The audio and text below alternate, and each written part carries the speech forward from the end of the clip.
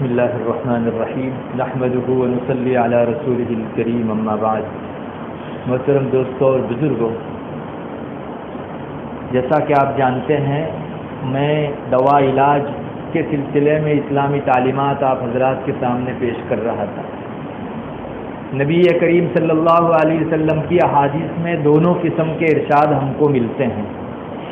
بعض ارشادات میں آپ نے دوا کرنے کی اجازت دی، وہ مضمون ملتا ہے، اور بعض روایتوں کے اندر دوا علاج سے منع کیا گیا، اس طرح کا مضمون ملتا ہے۔ چنانچہ اسعد ابن شریک راوی ہیں، وہ روایت کرتے ہیں کہ ایک مرتبہ نبی کریم صلی اللہ علیہ وسلم کی مجلس میں کسی نے آپ سے یہ پوچھ لیا، یہ دریافت کیا کہ یا رسول اللہ ہم لوگ اپنی بیماریوں کا علاج کرا سکتے ہیں؟ تو آپ صلی اللہ علیہ وسلم نے جواب میں فرمایا کہ جی اے اللہ کے بندو، تم دوا کرا سکتے ہو، اس لیے کہ اللہ تعالیٰ نے کوئی بیماری ایسی پیدا نہیں فرمائی جس کی دوا اور شفا اس نے پیدا نہ کی ہو، سوائے ایک چیز کے، اور وہ ہے بڑھاپا۔ صرف یہ ایک بیماری ایسی ہے جس کی دوا دنیا کے اندر اللہ نے ہی نہیں اتاری۔ آپ نے نہیں دیکھا ہوگا کہ کوئی آدمی بوڑھا ہو کر پھر جوان ہوا۔ بہت ہنسی کی بات ہو جاتی ہے اس وقت جب اخبار کے اندر ہم لوگ پڑھتے ہیں، شاید آپ کی نگاہ سے بھی گزرا ہوگا، ابھی 2-3 ہفتہ پہلے اسرائیل کے کسی ڈاکٹر کے حوالے سے یہ بات شائع ہوئی تھی کہ بوڑھوں کو جوان کرنے کی دوائی تلاش کی جا رہی ہے، اور سائنس کو ایک درجے میں وہاں کامیابی بھی مل چکی، جبکہ حدیث شریف میں آ چکا ہے کہ اس مرض کا کوئی علاج نہیں، اللہ نے اتارا ہی نہیں، تو آپ ڈھونڈیں گے کہاں سے، تلاش کہاں سے کریں گے؟ تو یہ ایک روایت جس میں نبی کریم صلی اللہ علیہ وسلم صاف یہ فرما رہے ہیں کہ اللہ کے بندو دوا کرا سکتے ہو، تداؤ یا عباد اللہ، اس لیے کہ اللہ نے جو بھی بیماری اتاری اس کے پیچھے ایک شفا ضرور اتاری، سوائے ایک بیماری کے جو بڑھاپا ہے، اس کا کہیں دنیا کے اندر علاج ہو ہی سکنے والا نہیں ہے۔ یہ بہت دو ٹوک بات کہی جا سکتی ہے۔ اب یہاں ایک سوال یہ پیدا ہوتا ہے کہ بہت ساری بیماریاں اس وقت وہ ہیں جن کے علاج آج تک تلاش نہیں کیے گئے اور ہمارے ہاتھوں نہیں ہیں، چنانچہ سائنسدان بھی یوں کہہ کر ہاتھ اٹھا لیتے ہیں، دامن جھاڑ دیتے ہیں کہ یہ بیماری لا علاج ہے، اسادھیہ بیماری ہے، اس میں سوائے موت کے اور بیماری میں آگے بڑھنے کے اور کچھ ہے ہی نہیں۔ تو اللہ کے رسول تو ایک طرف فرما رہے ہیں کہ ہر بیماری کا علاج ہے، اور دنیا میں ہم لوگ دیکھ رہے ہیں کہ بہت ساری بیماریاں لا علاج ہیں۔ تو اس کا جواب بھی ایک دوسری روایت میں نبی کریم صلی اللہ علیہ وسلم نے امت کے سامنے رکھ دیا، جس میں اسی طرح کا مضمون وارد ہوا ہے۔ چنانچہ حضرت ابو سعید خدری رضی اللہ تعالیٰ عنہ کی روایت ہے، فرماتے ہیں نبی کریم صلی اللہ علیہ وسلم نے ارشاد فرمایا کہ اللہ تعالیٰ نے جو بھی بیماری اتاری ہے اس کی شفا بھی ضرور اتاری ہے۔ جنہوں نے جانا ان کو معلوم ہوا، اور جو ناواقف رہا وہ ناواقف رہا، سوائے ایک بیماری کے، وہ ہے موت۔ اس روایت میں موت کا ذکر آیا ہے۔ تو اس روایت کے اندر نبی کریم صلی اللہ علیہ وسلم نے یہ عقدہ اور گرہ بھی کھول دی کہ بھائی جو تحقیق کرتا ہے اسے ملتا ہے، اور ہر تحقیق کرنے والے کو مل ہی جائے یہ بھی ضروری نہیں ہے۔ اللہ نے کسی بیماری کا علاج اس زمانے میں نہ لکھا ہو، 10 سال بعد لکھا ہو، تو آپ کی سائنس کی تحقیق 10 سال جب پورا نہیں کرے گی، جب تک اس وقت تک اللہ تعالیٰ آپ کے ہاتھوں میں نہیں دیں گے۔ اس کا ہرگز یہ مطلب نہیں کہ اللہ نے پیدا نہیں کی ہے، ہماری تلاش میں کوتاہی ہے، ہماری جستجو اور ریسرچ کے اندر کوتاہی ہے، باقی اللہ تعالیٰ نے ہر بیماری کی دوا ضرور دنیا کے اندر اتار دی ہے۔ یہاں اس روایت میں ایک بیماری کا جس کا استثناء کیا گیا وہ ہے موت۔ موت سے کسی آدمی کو مفر نہیں، اللہ تعالیٰ کا یہ فیصلہ ایسا اٹل ہے کہ جس میں انسان کو ایک گھڑی آگے پیچھے کی گنجائش نہیں۔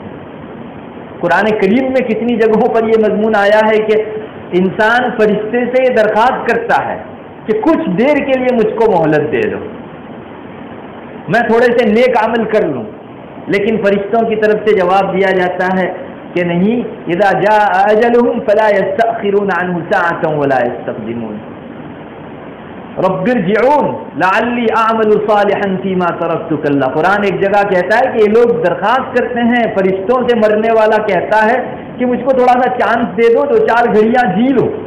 تو آگے قرآن جواب دیتا ہے کلا، ہرگز یہ بات ہو ہی نہیں سکتی کہ تم کو واپس اس موت کے فیصلے سے ٹال کے واپس کیا جائے. اس لیے موت کی کوئی دوا نہیں ہے، یہ بات بھی اپنی جگہ طے ہے.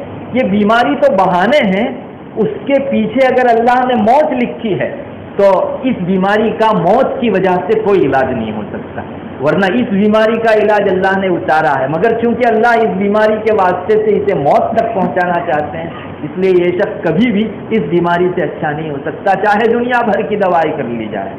تو ان روایتوں سے تو معلوم ہوتا ہے کہ آپ نے بندوں کو ترغیب دی، اجازت دی کہ تم لوگ علاج کرا سکتے ہو.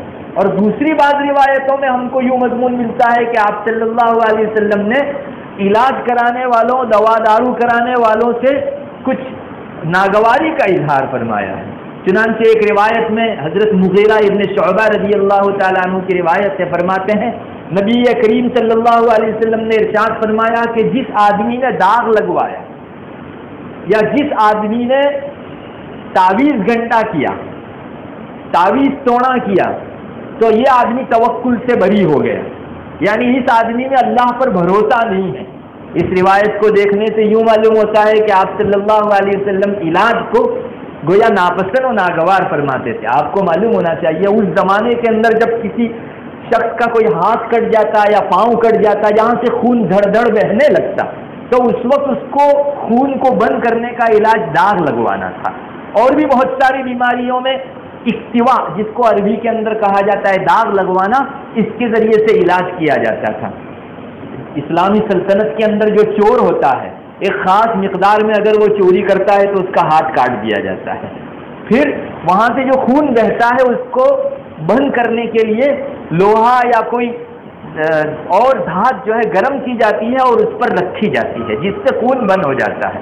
اس کو داغ لگوانا کہتے ہیں. سمجھو یہ اس زمانے کی سرجری تھی اور بہت سی بیماریوں میں اس سے کام لیا جاتا تھا. تو آپ صلی اللہ علیہ وسلم نے یہ بات فرمائی کہ جس نے یہ سرجری کروائی اور جس نے تعویذ گھنٹا کیا وہ آدمی توکل سے بری، اس آدمی میں اللہ پر بھروسہ ہے ہی نہیں. اس روایت سے تو معلوم ہوتا ہے کہ اللہ کے رسول صلی اللہ علیہ وسلم نے ناگواری کا اظہار فرمایا. علماء فرماتے ہیں کہ دونوں میں کوئی تضاد نہیں ہے، دونوں روایتوں کا ایک ہی مطلب ہے، وہ یہ کہ اگر آپ شریعت کے دائرے میں رہ کر علاج کراتے ہو تو شریعت نے آپ کو گنجائش دی ہے، جیسا کہ پہلی 2 روایتیں میں آپ کو سنا کر آیا. اور اگر شریعت سے باہر رہ کر آپ علاج کراتے ہو تو اللہ کے رسول صلی اللہ علیہ وسلم نے اس کے بارے میں فرمایا کہ اس آدمی نے توکل سے اپنا دامن جھاڑ دیا. جبکہ ہر مسلمان کو اللہ پر توکل رکھنا یہ اس کا ایک اہم فریضہ ہے اخلاقی، اس کے اخلاق میں سے ایک اہم ترین چیز متوکل ہونا بھی ہے. اس آدمی نے توکل کو کھو دیا.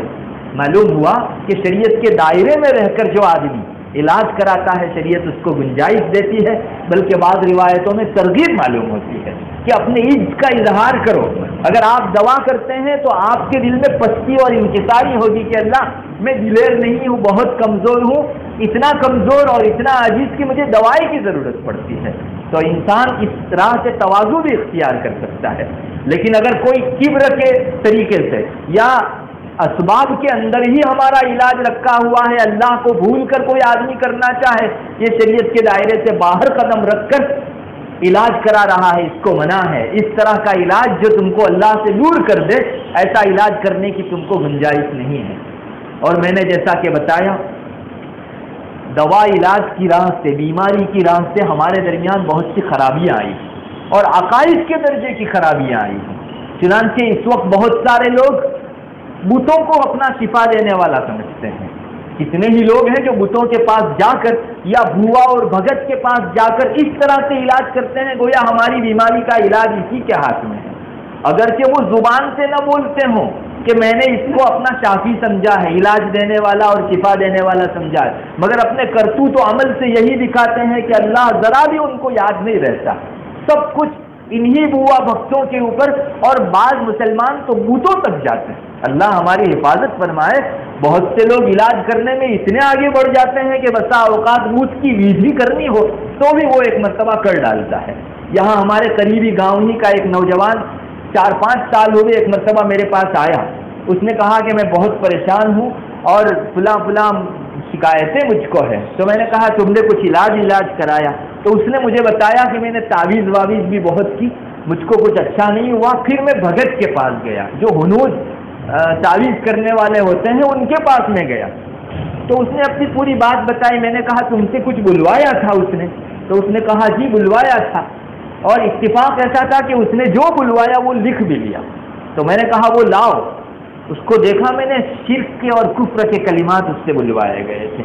یاد رکھیے سحر اور جادو اگر کوئی آدمی کروانے جاتا ہے تو عام طور پر بلا کفر و شرک کے یہ چیز آگے بڑھ ہی نہیں سکتی۔ تو وہ شادی شدہ بھی تھا، پھر میں نے اس کو کہا کہ تم دوبارہ کلمہ پڑھو، نیا نکاح کرو، اس لیے کہ کوئی آدمی اگر اسلام سے خارج ہو جاتا ہے شرکیہ کلمہ بول کر تو اس کی بیوی نکاح میں سے نکل جاتی۔ تو میں کہنا یہ چاہتا ہوں کہ بیماری انسان کو اگر اس نے اسلامی تعلیمات کی روشنی میں علاج نہیں کیا ہے تو کبھی کفر و شرک تک پہنچا دیتی ہے۔ آج دنیا میں اس کا بڑا غلغلہ ہے، لوگ باپوؤں کے پاس جا کر، مجاوروں کے پاس جا کر، قبروں کے پاس جا کر وہاں سے شفا یابی حاصل کرنے کی کوشش کرتے ہیں، اگرچہ وہ زبان سے ان کو شافی نہیں مانتے اور یہ نہیں کہتے کہ اللہ کے ساتھ یہ شریک ہے، لیکن اپنے عمل سے یہ یہی بتا رہے ہیں کہ اللہ جیسے شفا دیتا ہے یہ باپو اور مجاور اور قبر میں سویا ہوا پیر بھی اسی طرح ہم کو شفا دیتا ہے، جبکہ یہ بھی ایک شرک کے درجے ہی کی چیز ہے۔ یاد رکھو شرک 2 طرح کا ہوتا ہے، ایک تو اللہ کی ذات میں شریک کرنا، یہ سب سے بڑا شرک ہے، اور ایک ہے اللہ کی صفت میں شریک کرنا۔ اللہ کے 99 نام ہیں، ایک اللہ جو نام ہے وہ اس کا ذاتی نام ہے، باقی سارے نام صفاتی ہیں۔ تو صفت جو اللہ تعالیٰ کے لیے خاص ہو اس کو ہم کسی اور کے لیے بھی ثابت کریں تو یہ شرک کی صفت کہا جائے گا۔ تو شفا اللہ نے اپنے ہی ہاتھ میں لے رکھی ہے، اور یہ نبی کریم صلی اللہ علیہ وسلم نے اپنی متعدد حدیثوں میں بلکہ اپنی دعاؤں تک میں امت کو سکھلایا ہے۔ آپ کو معلوم ہوگا ایک بہت پیاری دعا بیمار کے پاس جا کر جو پڑھی جاتی ہے اس کا ایک ٹکڑا یوں ہے، وشفی انت الشافی لا شفاء الا شفاؤک۔ خاص طور پر آپ صلی اللہ علیہ وسلم کی حدیث میں یہ دعا بیمار کے پاس پڑھنے کی ملتی ہے، لمبی دعا ہے، اس کا ایک ٹکڑا یوں ہے، اے اللہ تو شفا دے، انت الشافی۔ جو حضرات عربی جانتے ہیں انہیں معلوم ہے اس کا ترجمہ ہوتا ہے تو ہی شفا دینے والا، لا شفاء الا شفاؤک۔ واپس اور زیادہ تاکید کر دی کہ تیرے علاوہ کہیں شفا اور بیماری سے اچھا ہونا ہے ہی نہیں۔ مومن کو یہ عقیدہ بندھوایا گیا کہ کوئی دوسرا شفا دے ہی نہیں سکتا، نہ دوائی دے سکتی ہے، نہ سائنس دے سکتا ہے، نہ ڈاکٹر دے سکتا ہے، نہ پیر، اور نہ کوئی اور دے سکتا ہے۔ اب جو لوگ بوا بھکتوں کے پاس یا دوسروں کے پاس جا کر ان کو شافی مانتے ہیں اور اپنی شفا دینے والا مانتے ہیں، ان کا ایمان کس درجہ نیچے اتر آتا ہے ہم لوگ بڑی آسانی سے اندازہ لگا سکتے ہیں۔ ایک بات یاد رکھیے، انسان سے شیطان سیدھا کفر نہیں کرواتا۔ انسان کو اللہ تعالیٰ نے عقل دی ہے تو شیطان بھی بہت ڈرتا ہے کہ کہیں اس نے اپنی عقل کو استعمال کر لیا تو چاہے کافر ہے وہ میرے شرک کی دعوت ہرگز قبول نہیں کر سکتا۔ ارے اس نے بتوں کے سامنے انسان کو جو جھکایا ہے وہ سیدھا سیدھا عبادت کے طور پر نہیں جھکوایا، بہت پھونک پھونک کر دوسرے راستے سے وہ شرک تک لے گیا ہے۔ پرانے زمانے میں کفار و مشرکین کو جب پوچھا جاتا تھا کہ تم لوگ مانتے ہو اللہ کو، تو کہتے تھے جی ہم اللہ کو مانتے ہیں۔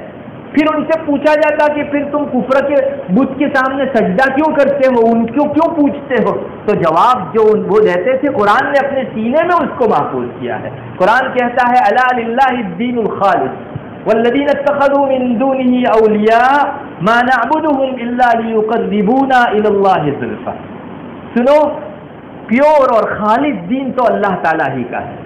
جو لوگ اللہ کے علاوہ اوروں کو دوست بناتے ہیں، اپنا بڑا بناتے ہیں اور اپنا معبود بناتے ہیں، ان کا جواب یہ رہتا ہے کہ ہم تو ان بتوں کی پوجا اس لیے کرتے ہیں کہ وہ ہم کو اللہ سے قریب کر دیں۔ کیسی پٹی شیطان نے پڑھائی، سیدھا عبادت میں نہیں گھسایا بلکہ بتوں کو ہم اللہ کے سامنے پیش کریں گے، یہ بڑے مقرب ہیں تو یہ اللہ سے ہم کو قریب کر دیں گے۔ پھر آہستہ آہستہ ایک عرصہ گیا اور یہ بتوں کا اللہ سے قریب کرنے کا جو تصور تھا وہ ذہنوں سے غائب ہو گیا اور سیدھی بت کی عبادت شروع ہو گئی۔ قوم نوح سے شیطان نے جب عبادت کروائی بتوں کی تو سیدھی سیدھی عبادت نہیں کروائی، بلکہ ان کے جو بڑے نیک لوگ تھے ان کا اسٹیچو تیار کروایا اور مسجدوں میں رکھوایا، پہلے پیچھے رکھا پھر آہستہ آہستہ مسجد میں آگے رکھوایا گیا، اور یہ لوگ یہی سمجھتے تھے کہ ہم ان کو تھوڑا سجدہ کر رہے ہیں، مگر ایک پیڑھی گزری اور دوسری پیڑھی کو کچھ معلوم نہیں، وہ بتوں کو سجدہ کرتے ہو گئے۔ ہمیشہ شیطان نے شرک تک بھی اسی طرح کروایا ہے، شفا میں بھی وہ یہی کرتا ہے، پہلے یہ پٹی ڈالتا ہے کہ ہم تھوڑے پیر سے مانگتے ہیں، ہم تھوڑے مجاور سے مانگتے ہیں، لیکن آہستہ آہستہ جا کر پھر اللہ ایسا بلا دیا جاتا ہے کہ اللہ یاد ہی نہیں آتا اور پیر سب کچھ ہو جاتا ہے۔ اور بہت سے غلط لوگوں کے درمیان میں شرک پھیلانے والے، برائی پھیلانے والے پھر اپنا الو سیدھا کرتے ہیں اور بہت سے لوگوں کے ایمان کو لے اڑتے ہیں۔ اس لیے آپ صلی اللہ علیہ وسلم کے ارشادات میں صاف آیا ہے کہ بیماری سے شفا یابی اللہ ہی کی طرف ملتی ہے، یہ ہمارے دل و دماغ میں ہم کو مضبوطی کے ساتھ بٹھانا پڑے گا، تب آپ شفا کے لیے اور علاج کے لیے قدم بھریے، ورنہ اگر اس چیز کا عقیدہ مضبوط نہیں ہے اور آپ قدم بھریں گے تو ممکن ہے آپ علاج کر کے لوٹیں اور آپ کا ایمان کا پنچھی اڑ چکا ہو۔ اللہ تبارک و تعالی ہم سب کی حفاظت فرمائے، اور علاج کے سلسلے میں جو خرابیاں ہمارے بیچ آ رہی ہیں ان سے ہماری سب کی حفاظت فرمائے۔ وآخر دعوانا